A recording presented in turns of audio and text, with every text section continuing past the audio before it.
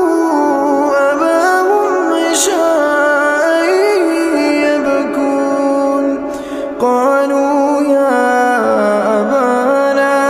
إنا ذهبنا نستبق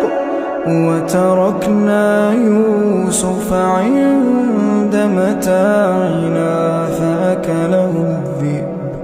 وما أنت بمؤمن لنا ولو كنا صادقين وجاءوا